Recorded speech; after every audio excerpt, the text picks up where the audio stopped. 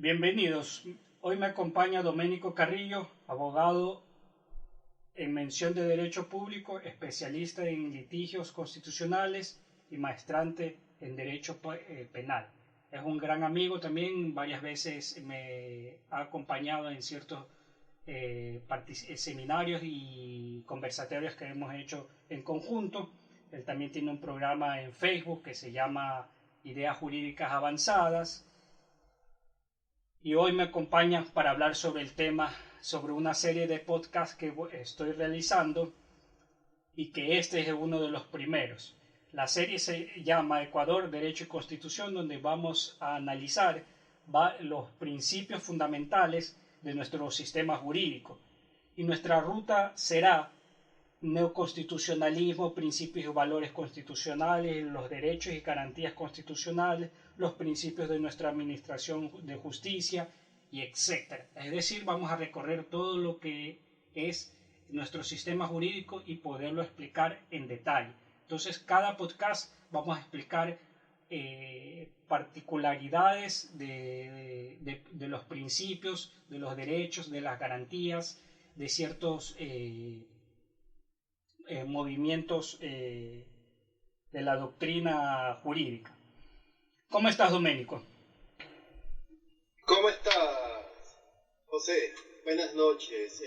Estoy bien, aquí desde Guayaquil, en plena noche, en cuarentena. No sé a qué hora nos escuchen quienes sigan el podcast, pero es bueno dar esa imagen de esta charla nocturna que estoy teniendo hoy aquí contigo, José Antonio. No, te agradezco por estar aquí y por darnos un poco de tu conocimiento. Entonces, Domenico, ¿cuáles son los principios fundamentales de nuestro sistema jurídico vigente y cómo interactúan con todo el sistema? Bueno, es una interesante pregunta, porque quizás muchos de los que nos escuchan se pregunten de qué sirven estos principios en primer lugar.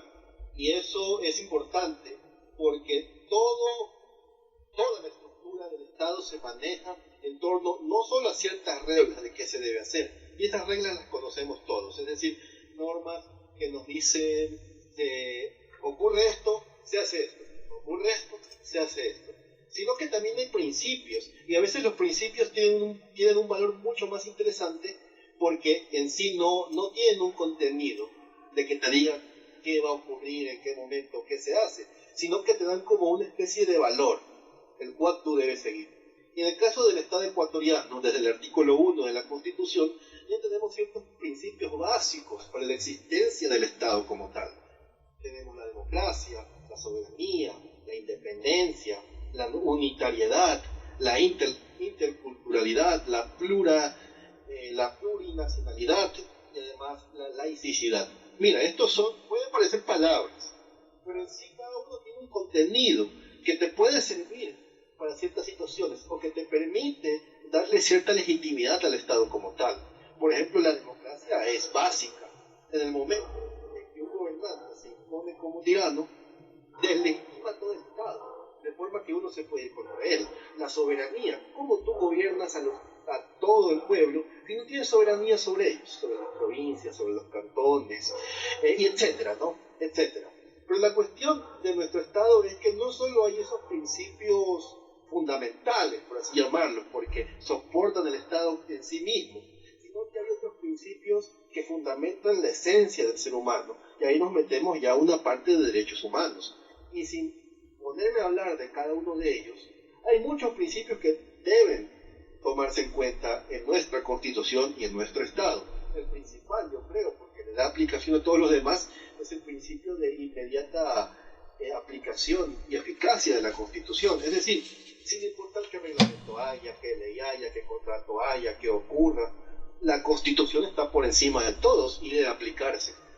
Y hay muchos otros principios que, si tú te puedes saber, no nos dicen situaciones, sino que nos dan una especie de mandato al que debemos regirnos o que debemos tomar en cuenta, incluso a veces sobre reglas.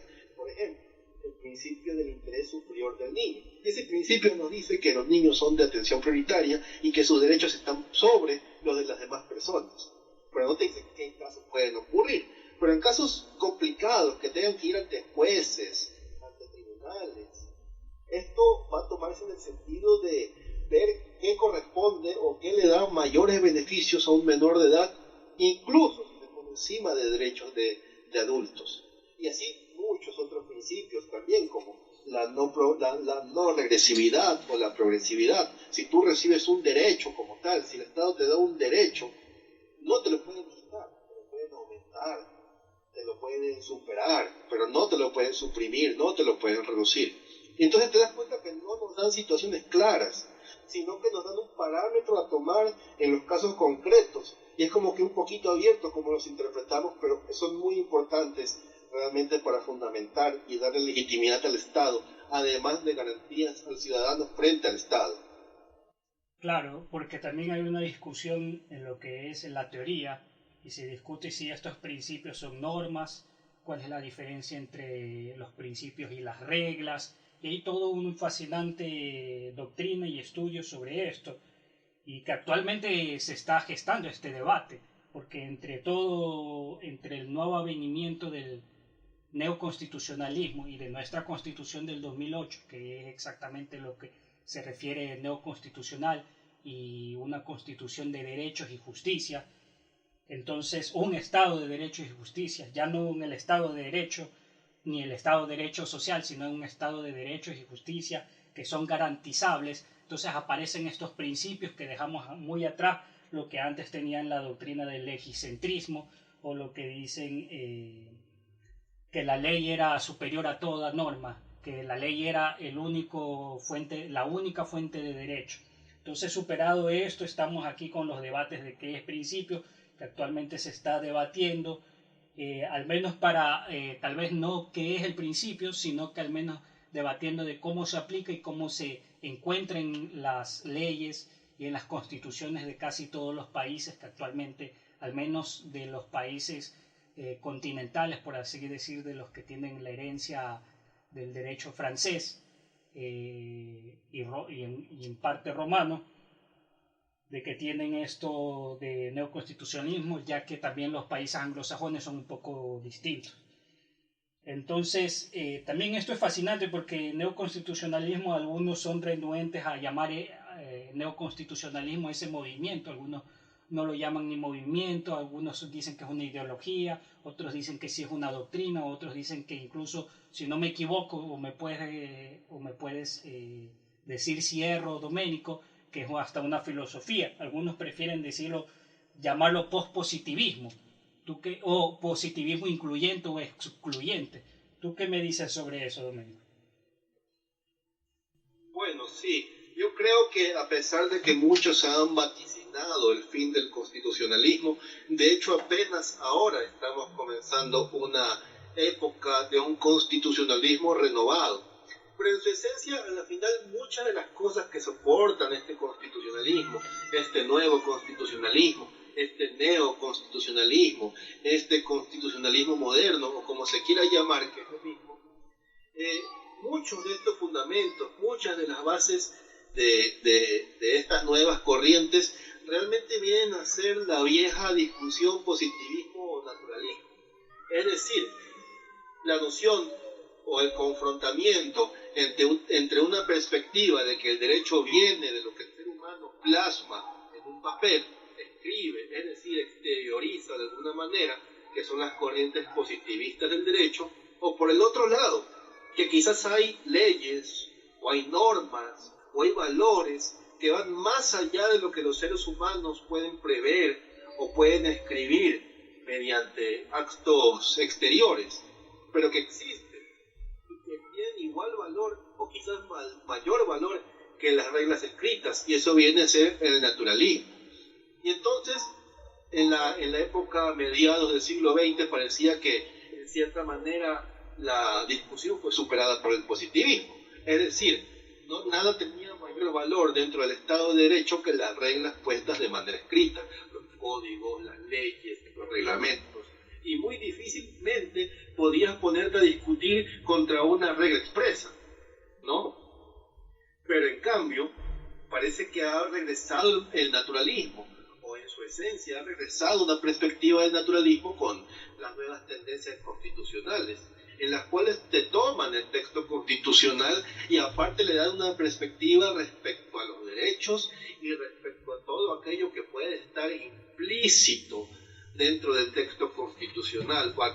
aquello que emana del texto constitucional y que supera las reglas, ¿no? Entonces, nuestro país, en cierta manera, con la Constitución de 2008, así como muchos otros países de la región que hicieron un cambio constitucional por esa época, realmente se puso al frente de la discusión constitucional o al frente de la aplicación de un derecho constitucional en la era moderna. Porque nuestra Constitución está plagado de muchos conceptos indeterminados que derivan de esa fundamentalidad y esencia misma del ser humano. Y al final eso no viene a ser otra cosa que decir que hay algo que supera la ley escrita. Y entonces nosotros nos encontramos ante una perspectiva en la cual puede haber situaciones en la cual una regla que está escrita y que parecería obvia es superada por un valor, por un principio que emana del texto constitucional y que te obliga a modificar lo que en una situación normal serían las reglas. Y mencionaste lo de los principios, y los principios son la parte quizás más abstracta de todo esto, porque si bien nuestra Constitución tiene positivizados ciertos principios, es decir, tenemos principios que si bien no nos dan una regla clara, ya están escritos. Pero la cuestión, y quizás ahí está el punto más conflictivo, es respecto a los principios que no están escritos y que en cierta manera se conectan, derivan, se vinculan con el texto que está en la Constitución, pero que como tales no los puedes ver, no están exteriorizados, no están explícitos dentro del texto. ¿Y qué ocurre en los casos en los cuales surjan ciertas situaciones que no se pueden resolver mediante reglas o que resolviéndolos mediante reglas afecten este núcleo del principio?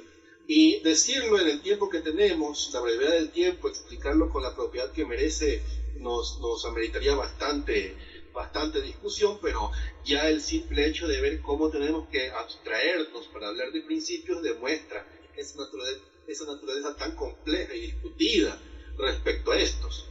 Claro, porque como mencionaba al inicio, vamos a tener varios podcasts donde vamos a hablar sobre casos particulares, de temas particulares, como serían estos grandes debates, y no solo un podcast, sino que tal vez varios, sobre lo que es el asunto conflictivo, como tú lo dijiste, entre principios y reglas, y qué son estas normas que algunos dicen que son diferentes, ya como lo había mencionado. Pero ahora te hago una pregunta más específica, y de lo que sé, tú hiciste una tesis para tu título de grado sobre los derechos, sobre los principios, los derechos implícitos que existen en nuestra Constitución, en específico sobre el derecho del olvido. Y aquí vienen muchas cosas, por ejemplo, lo del bloque de constitucionalidad, la cláusula abierta y el principio de progresividad de los derechos. Es decir, de que no solo, como tú mencionabas, que existen principios positivizados en nuestra Constitución, sino que también nosotros debemos aceptar o debemos recurrir o podemos solicitar la protección de otros derechos que están manifestados en tratados internacionales, y no solo en eso, sino que incluso en otro ordenamiento jurídico de otro estado. Entonces, como tú me mencionabas previamente, y que fue tu tesis de grado, y como tú también has litigado en eso, has tenido experiencia, ¿cómo es que se manifiesta ya al momento del litigio estos derechos que no están positivizados, es decir, que no están manifestados en nuestra Constitución y que debemos encontrarlos en un tratado o en otro ordenamiento jurídico de otro estado? Bueno, ya un poquito he ido anticipando el tema al hablar de los principios de la Constitución, porque realmente no puedes hablar de estos temas en el marco de un neoconstitucionalismo o un constitucionalismo moderno sin realmente tener que derivar hacia todo aquello que no está en el texto constitucional. Y aquí es bueno aproximarse a esto en el sentido de que hay casos fáciles y hay casos complejos. Y en los casos fáciles realmente no hay más vuelta que darle que simplemente ir al texto constitucional, a la regla impuesta por el texto sobre un derecho ya existente y lo resuelves. Algo que afecte el honor, algo que afecte la libertad, algo que afecte el debido proceso, etcétera, etcétera, ¿no? Y ahí tenemos reglas y tenemos un catálogo bastante amplio de derechos.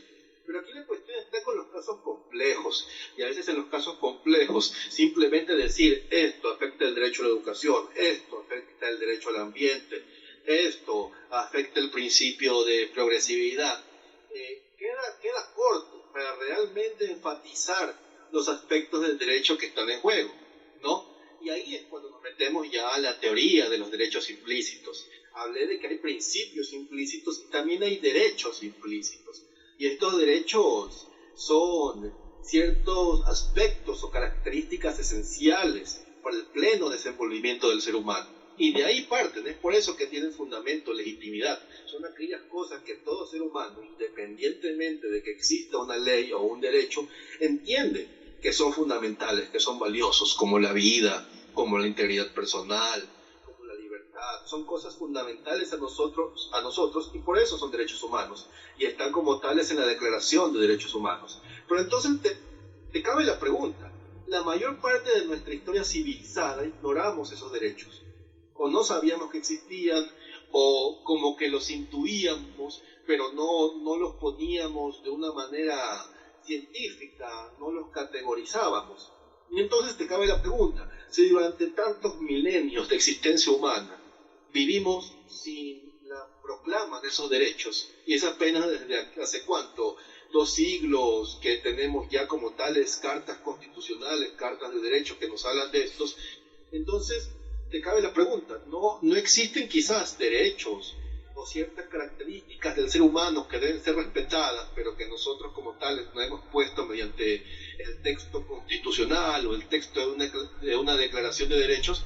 Y ahí es donde entramos ya al campo de los derechos implícitos, es decir, a todos aquellos aspectos que derivan de esa esencialidad del ser humano, pero que como tales no hemos podido reconocer mediante la norma. Y ahí está la pregunta, ¿qué debemos hacer ante eso? Y en ese sentido, la Declaración Universal de Derechos del Hombre como que te plantea ciertos límites, como que te da un catálogo y te haría entender que todo lo demás deriva de esos derechos, pero no te da una regla clara para esos derechos no descubiertos. Pero en cambio ya sistemas regionales ya tenemos reglas claras. Tenemos, por ejemplo, la Convención Americana de Derechos Humanos o Pacto de San José, en el cual ya hay una cláusula que te permite abrir el sentido constitucional a nuevos derechos. Y esta cláusula te dice que, no obstante los derechos reconocidos en la Convención, se reconocen también otros derechos derivados de 2 requisitos. Puede ser derechos derivados de la relación del ciudadano con el gobierno o de los modos de gobierno, o que sean derechos derivados de la dignidad de las personas. Y esto también lo aterriza nuestra Constitución, pero si se entiende que ya está contenido en nuestro ordenamiento por el bloque de constitucionalidad, la Convención y esos requisitos, pero nuestra Constitución como tal se detiene en 2 requisitos esenciales, que deriven de la dignidad del hombre o que sean necesarios para el pleno desenvolvimiento de otros derechos. Entonces tenemos esos 2 requisitos, y esto es una cláusula, es decir, si el texto constitucional es un contrato entre todo el Estado para fundarlo, entonces dentro de este contrato tenemos esta cláusula que te permite agregar derechos que no estaban contemplados en esta, ¿no? Y entonces en ese sentido es muy interesante esto porque nos vamos a una parte que se critica mucho. Es decir, hay autores, hay académicos que critican esto porque es irnos un poco a la discrecionalidad, es llegar al punto de decir, hay derechos que no están en la Constitución y los reconocemos, pero te dejamos a ti, operador de justicia constitucional, que decidas cómo lo reconoces. Y como que te da cierta apertura que muchos critican porque se da para la discrecionalidad, pero ahí ya tienes que meterte capítulos enteros de la argumentación, de la fundamentación, de cómo argumentas de forma científicamente correcta la existencia de estos, ¿no? Y es muy interesante, y quizás así como le he dicho, son cuestiones abstractas, pero en la práctica he podido enfrentarme a esto. Con el proyecto de Ideas Jurídicas Avanzadas que tengo en Facebook y con el que a veces difundo información, y con Ideales Jurídicos pudimos ir ante la Corte Constitucional y hablar de un caso que se está ventilando allí, el 1020 IA, dentro del cual se está jugando el derecho a la educación, de un grupo de alumnos que tenían algo llamado bachillerato internacional y que el Estado se los removió. Y bueno, y hablar del simple derecho a la educación como que no basta para entender esos derechos en juego, porque el Estado te dice, sí, le cerramos ese programa en que los habíamos metido, pero igual se van a educar, igual se van a graduar, pero mediante un bachillerato normal. Y entonces, es decir, se afectó la educación, como solo educación, de brindar educación, no te permite realmente entender la afectación a los derechos humanos en juego. Y ahí introducimos el derecho que no está en el texto constitucional, pero que hay en textos doctrinales, se tiene en el sistema interamericano, que es el derecho al bienestar futuro. Es decir, que la expectativa que tiene un estudiante respecto a la educación que le han previsto, que le han dicho que va a poder acceder, respecto a esa expectativa hay un derecho, y eso el estudiante lo puede reclamar. Y te das cuenta que ella entiende, es decir, es cierto, le dan educación, pero afecta un derecho conexo que es el bienestar futuro. Y bueno, eso como para dar un ejemplo, pero a breves rasgos esa sería la teoría de los derechos implícitos y cómo nuestra Constitución lo ha venido aplicando. Claro, te agradezco, Doménico, por haberme acompañado, te agradezco por darnos toda tu experiencia y mencionárnoslo y explicarnos cómo nos encontramos ante esto de qué es la Constitución, cuáles son los principios que nos amparan y cómo se desarrolla. Pero espero que también me acompañes en los otros podcasts donde vamos a tocar temas específicos. Esta ha sido una breve introducción sobre los principios fundamentales, pero posteriormente, como tú mencionaste al inicio de tu discurso, de tu argumentación, existe ya el artículo primero, menciona varios que los vamos a tocar en los siguientes podcasts y los vamos a ir desmenuzando para que todos los que nos escuchen puedan comprender qué es esto. Porque también nos enfrentamos, y tú lo sabes, que no solo nos enfrentamos a una marea de doctrinas y de estudios en el mismo derecho, sino que también a confusiones de ciertos profesionales de que a veces no comprenden ciertas pautas o a veces no han tenido el conocimiento para especificar ciertos ámbitos. Entonces nosotros también realizamos estos podcasts para ayudarlos a todos de esa manera y para poder expresar también nuestros puntos de vista, qué es cuando nos enfrentamos al derecho, cuando nos ponemos al frente del derecho, qué es para nosotros el derecho. Porque también lo que tú mencionas es una forma del conocimiento que tú has adquirido y cómo te enfrentas al derecho, sea como persona, sea como ciudadano y sea como abogado en los tribunales del Ecuador. Te agradezco, Doménico. Espero tenerte en los próximos podcasts. Gracias, José. Un honor realmente que me hayas recibido. También un honor poder ser escuchado por todos los que nos han seguido con este podcast, y estoy a la expectativa de futuras presentaciones y seguir compartiendo un poquito de ideas como para construir entre todos algo mejor y difundir el conocimiento, porque yo creo que empezar las ideas, en discutir las ideas, hay un mejor futuro. Y de nuevo, gracias, José. No se olviden, los pueden seguir en Facebook en Ideales Jurídicos, Ideas Jurídicas Avanzadas y Ideales Jurídicos, si no me equivoco, Doménico. Así es, en Facebook pueden seguirnos por Ideas Jurídicas Avanzadas y por Twitter por Ideales Jurídicos. Síganos, siempre compartimos contenido académico, artículos, jurisprudencia, y a lo mejor encuentran algo interesante. Gracias, José. Gracias a ti, gracias a todos.